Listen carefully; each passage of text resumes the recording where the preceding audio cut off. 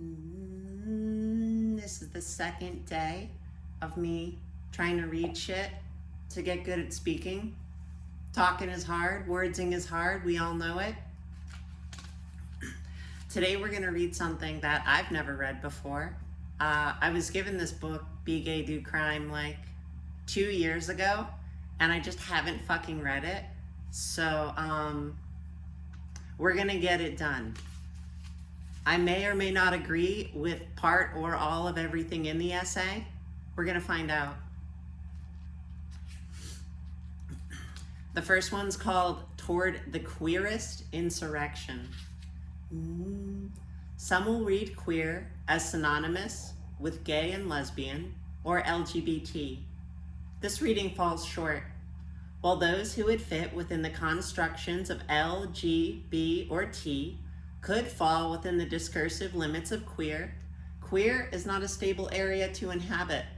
Queer is not merely another identity that can be tacked onto a list of neat social categories, nor the quantitative sum of our identities. Rather, it is the qualitative position of opposition to the presentations of stability, an identity that problematizes the manageable limits of identity. Queer is a territory of tension, defined against the dominant narrative of white, hetero-monogamous patriarchy, but also by affinity with all those who are marginalized, otherized, and oppressed. Queer is the abnormal, the strange, the dangerous. Queer involves our sexuality and our gender, but so much more. It is our desire and fantasies, and more still. Queer is the cohesion of everything in conflict with the heterosexual capitalist world. Queer is a total rejection of the regime of the normal.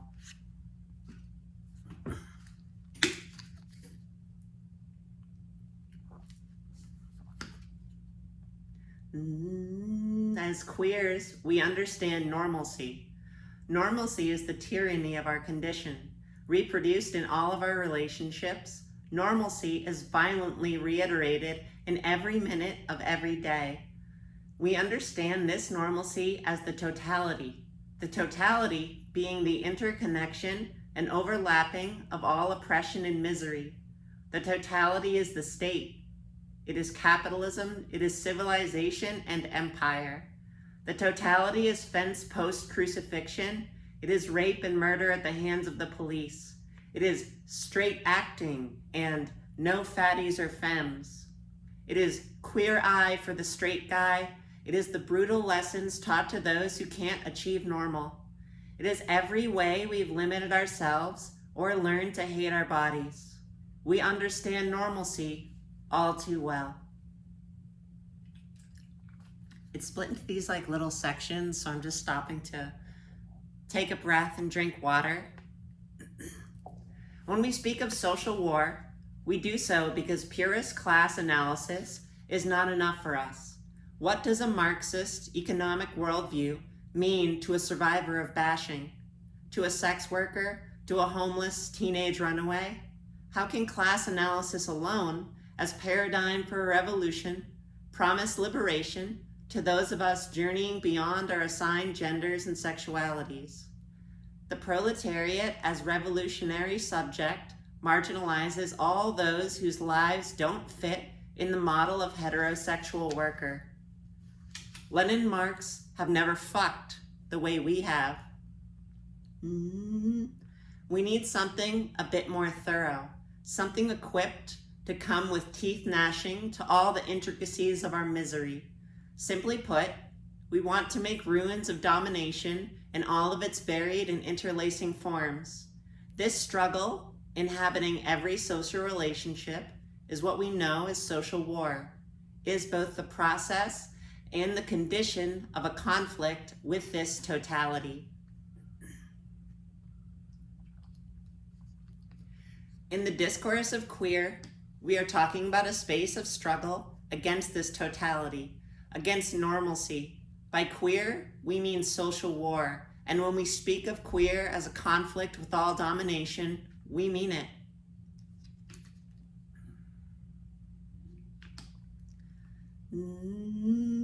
See, we've always been the other, the alien, the criminal.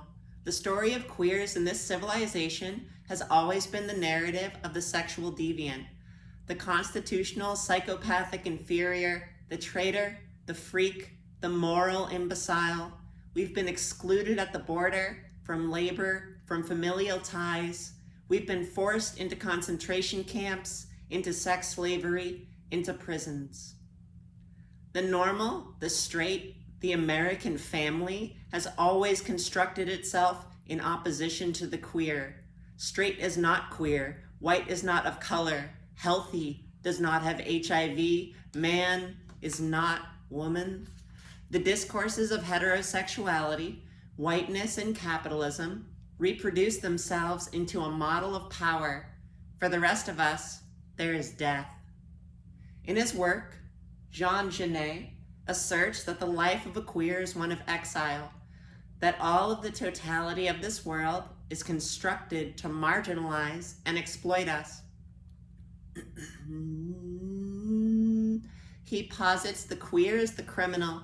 He glorifies homosexuality and criminality as the most beautiful and lovely forms of conflict with the bourgeois world.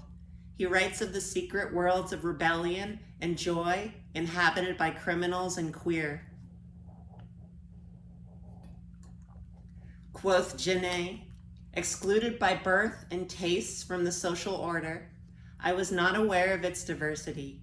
Nothing in the world was irrelevant. The stars on a general sleeve, the stock market quotations, the olive harvest, the styles of the judiciary, the wheat exchange, flower beds, nothing. This order, fearful and feared, whose detail were all interrelated, had a meaning: my exile.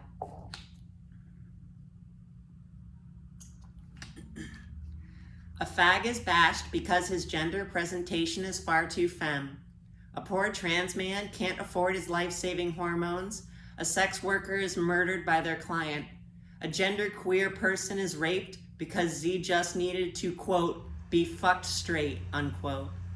4 black lesbians are sent to prison for daring to defend themselves against a straight male attacker. Cops beat us on the street and our bodies are being destroyed by pharmaceutical companies because we can't give them a dime. Queers experience directly with our bodies the violence and domination of this world. Class, race, gender, sexuality, ability, while often these interrelated and overlapping categories of oppression are lost to abstraction, queers are forced to physically understand each. We've had our bodies and desires stolen from us, mutilated and sold back to us as a model of living we can never embody. Foucault says that power must be understood in the first instance as the multiplicity of force relations immanent in the sphere in which they operate, in which constitute their own organization, as the process which through ceaseless struggles and confrontations transforms, strengthens, or reverses them, as the support which these force relations find in one another, thus forming a chain or system, or, on the contrary, the disjunctions and contradictions which isolate them from one another, and lastly, as the strategies in which they take effect, whose general design or institutional crystallization is embodied in the state apparatus, in the formulation of the law, in various social hegemonies. Did I say that word right? I don't fucking know. We experience the complexity of domination and social control amplified through heterosexuality. When police kill us, we want them dead in return. When prisons entrap our bodies and rape us because our genders aren't similarly contained, of course we want to fire them all. When borders are erected to construct a national identity absent of people of color and queers, we see only one solution: every nation and border reduced to rubble.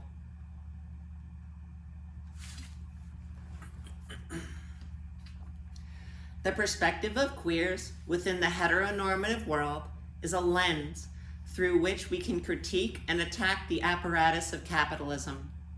We can analyze the way in which medicine, the prison system, the church, the state, marriage, the media, borders, military, and police are used to control and destroy us. More importantly, we can use these cases to articulate a cohesive criticism of every way that we are alienated and dominated. Queer is a position from which to attack the normative. More, a position from which to understand and attack the ways in which normal is reproduced and reiterated. In destabilizing and problematizing normalcy, we can destabilize and become a problem for the totality. The history of organized queers was born out of this position. The most marginalized, trans folk, people of color, sex workers have always been the catalyst for righteous explosions of queer resistance. These explosions have been coupled with a radical analysis wholeheartedly asserting that the liberation for queer people is intrinsically tied to the annihilation of capitalism and the state. It is no wonder then that the first people to publicly speak of sexual liberation in this country were anarchists, or that those in the last century who struggled for queer liberation also simultaneously struggled against capitalism, racism, patriarchy, and empire. This is our history.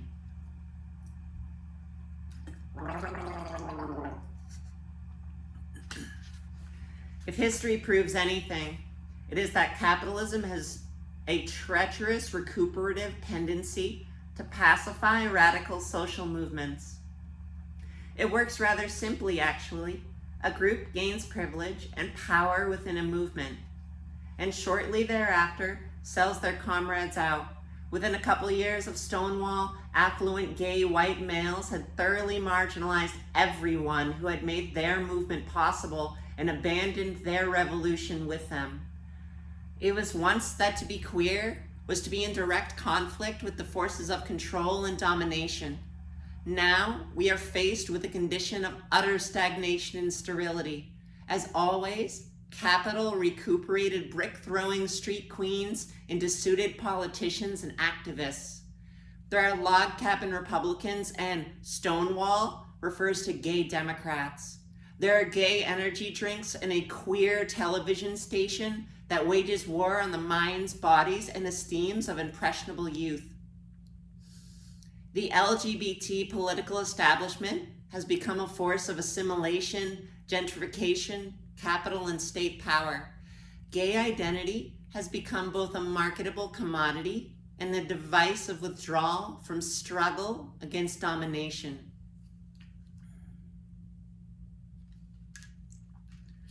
Now, they don't critique marriage, military, or the state. Rather, we have campaigns for queer assimilation into each.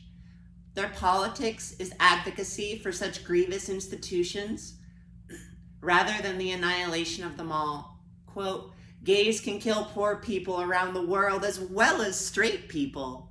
Gays can hold the reins of the state and capital just as well as state people. We are just like you. More trans drone pilots. I fucking hate it. Oh my God. Assimilationists want nothing less than to construct the homosexual as normal, white, monogamous, wealthy, 2.5 children, SUVs with a white picket fence. This construction, of course, reproduces the stability of heterosexuality, whiteness, patriarchy, the gender binary, and capitalism itself.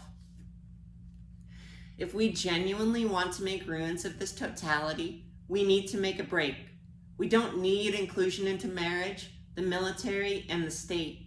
We need to end them. No more gay politicians, CEOs, and cops. We need to swiftly and immediately articulate a wide gulf between the politics of assimilation and the struggle for liberation. We need to rediscover our riotous inheritance as queer anarchists.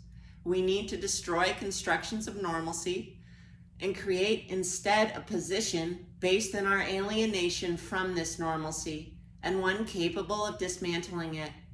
We must use these positions to instigate breaks, not just from the assimilationist mainstream, but from capitalism itself. These positions can become tools of a social force ready to create a complete rupture with this world. Our bodies have been born into conflict with this social order. We need to deepen that conflict and make it spread.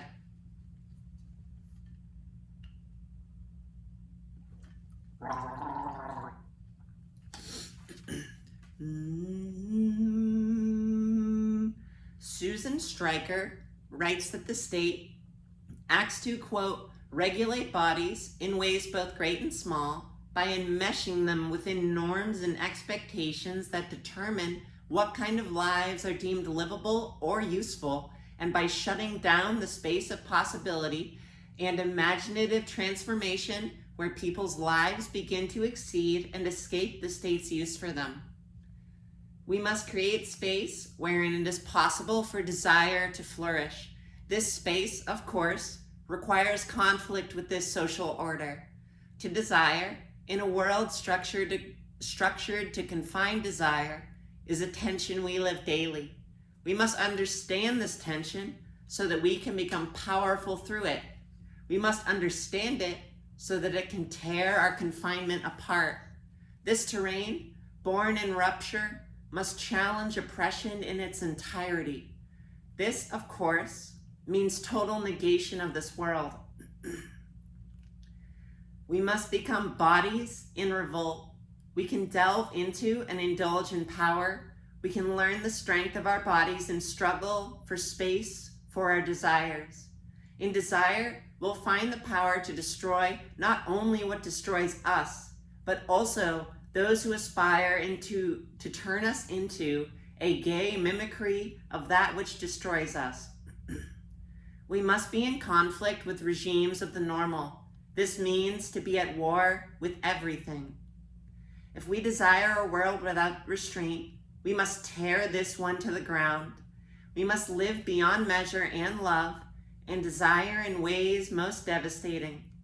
We must come to understand the feeling of social war. We can learn to be a threat. We can become the queerest of insurrections.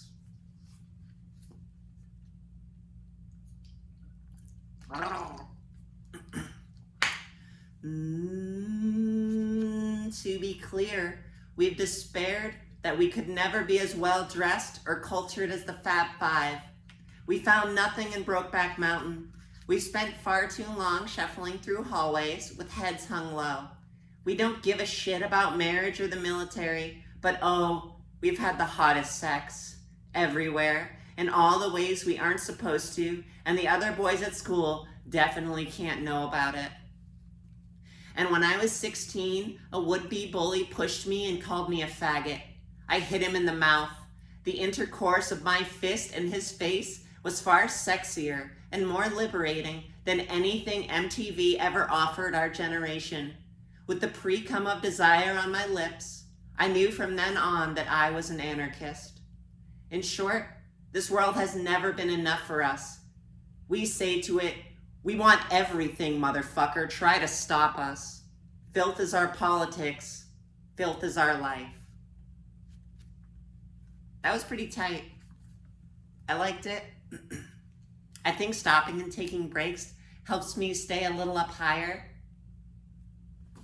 I can get dissatisfied in 6 months. We're gonna keep doing this. Peace.